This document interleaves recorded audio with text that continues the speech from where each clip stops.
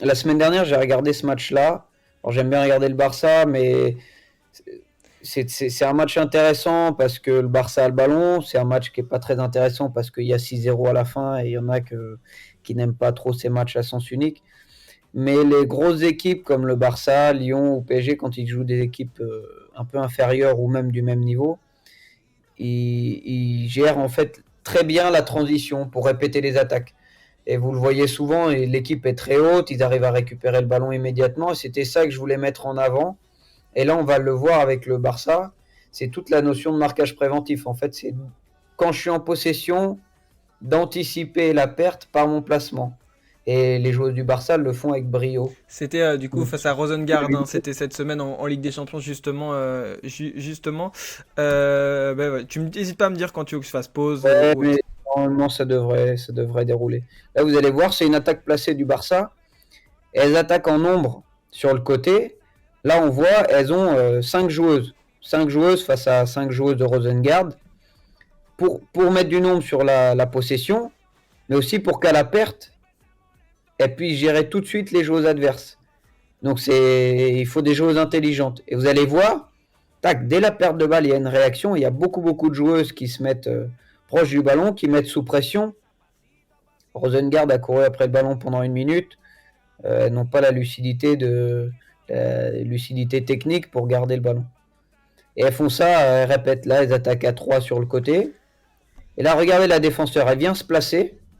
La milieu lui dit, c'est à toi de prendre en charge et de garder l'équilibre. Il y a l'attaquante adverse à prendre en charge. Elle va venir se rapprocher. Et tout de suite à la transition, il y a Bronze et elle se mettent à 2 contre 1. Et elles récupèrent, elles mettent sous pression tout de suite. Et bah, même histoire. Beaucoup de joueuses sous pression, elles ont couru pendant 1 minute. Pour être lucide techniquement, c'est compliqué. Là, elles récupèrent. Le ballon leur revient naturellement. Et puis elles peuvent répéter. Du coup, j'ai une question, je fais pause à ce moment-là. Et du coup, pour toi, en fait, sur des séquences comme ça, c'est hyper intéressant parce que, comme tu le disais, c'est des schémas de jeu qu'on peut retrouver pour les supporters lyonnais. Je pense que vous allez pouvoir regarder les matchs de Lyon. En plus, en Ligue des Champions, ils sont souvent contre ce type d'adversaire cette année. En fait, c'est quelque chose qu'on travaille sur les phases offensives pour permettre de rester haut et d'éviter de se faire contrer. En fait, c'est de la défense en attaque, si je comprends bien, pour pouvoir se coordonner et continuer de rester haut, c'est ça? C'est très complexe et c'est ce qu'arrivent à faire les grosses équipes parce qu'il faut des joueuses très intelligentes. Souvent, tes milieux de terrain qui vont garder un équilibre et en fait qui vont penser aux deux choses.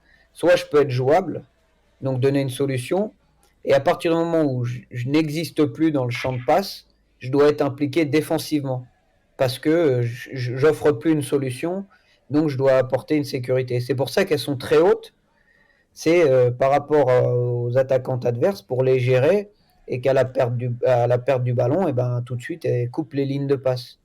Donc il faut des milieux de terrain et des défenseurs qui s'achètent dans les deux en même temps. Donc pas de moment de repos, pas de moment de déconcentration, parce que Mais même quand on attaque et qu'on est défenseur ou milieu défensif, on doit bah, comme tu disais, anticiper une perte de balle. Et je pense que sur des équipes comme ça, alors pas face à Rosengard, mais face à des grosses équipes, si tu oublies une ou deux joueuses sur cette séquence-là, bah, ça déséquilibre tout le monde en fait. ouais, c'est exactement ça. Il faut être tout le temps impliqué. En fait, c'est si je suis pas sollicité par le ballon, je suis concerné défensivement, Oh, bah, avant même d'avoir perdu le ballon. ouais, je remets du coup la suite. Et là, on va voir. Donc, c'est elle qui est en sécurité au départ. Elle va prendre la largeur pour donner une solution. Et là, tout de suite, on va voir la défenseur et la milieu qui viennent assurer la sécurité. On appelle ça les marquages préventifs. Et hop, elles récupèrent avec facilité, coupent la ligne de passe et elles repartent sur une possession.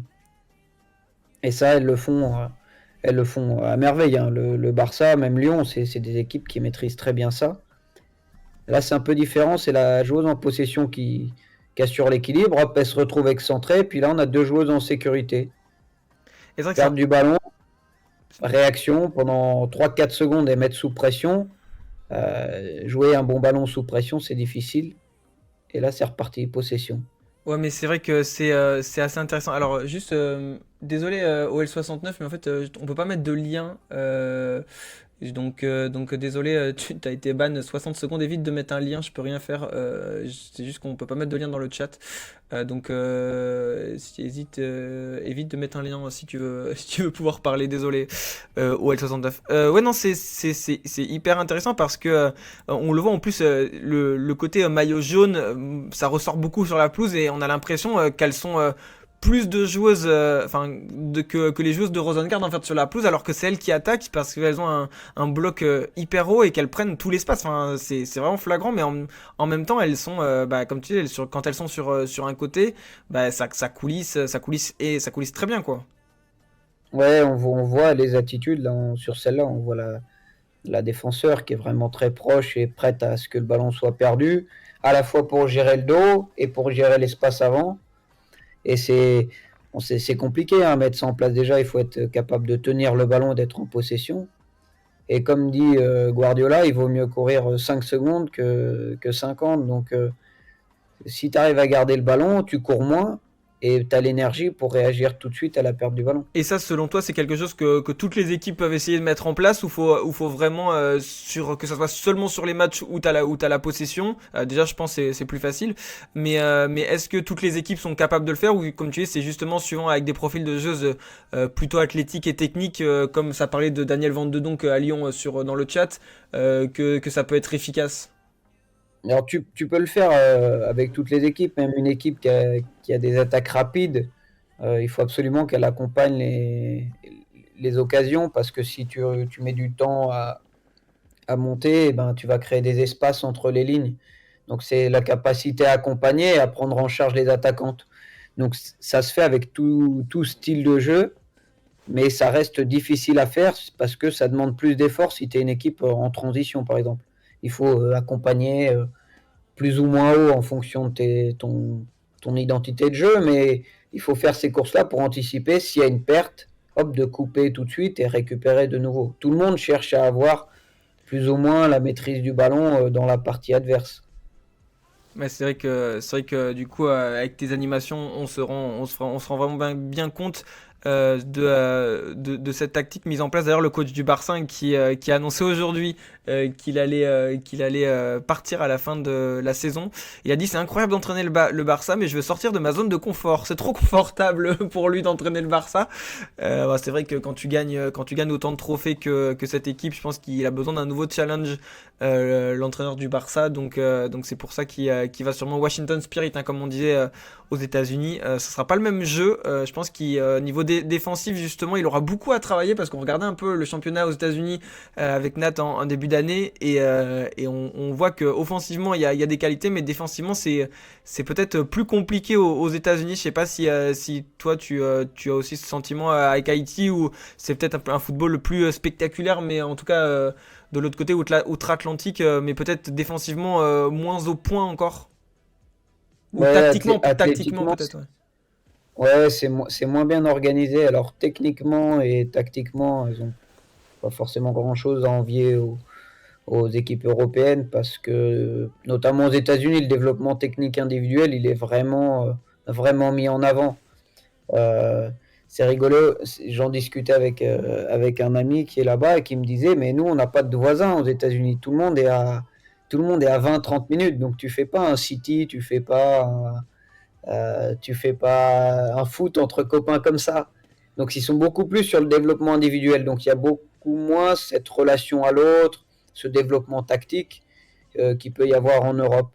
Et puis après, ça va aussi avec la culture des entraîneurs. Athlétiquement, les prépas physiques sont bien plus performants qu'en France. Ils arrivent à faire des athlètes et ça donne un jeu complètement différent. Alors oui, c'est un peu moins bien organisé. Ouais, C'est un peu plus spectaculaire. Des 5-4, des 6-3, mais bon, c'est ce qu'aiment les Américains. Hein. Ils ouais, s'en cachent pas. c'est un On veut des spectacle. buts, hein. Ouais, Bezeda qui nous dit c'est un peu open bar les défenses. Il nous dit d'ailleurs, Malou, ça veut dire qu'il y a une place qui se libère à Barcelone si tu veux en fin de saison.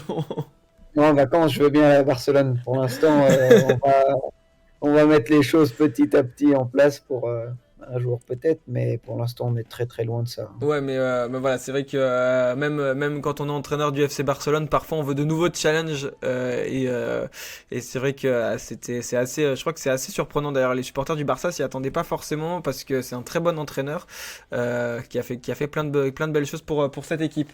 Des monstres comme l'INSEE, bah oui, on parlait de l'INSEE Oran hein, justement de Lyon face à Fleury qui, moi je trouve, est assez incroyable physiquement et techniquement.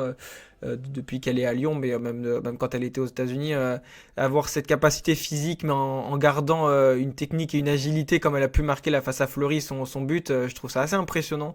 Et j'avoue, j'ai pas de nom comme ça en tête en France qui a la même capacité physique et technique que Lindsey Oran. Je trouve que c'est vraiment une athlète assez incroyable.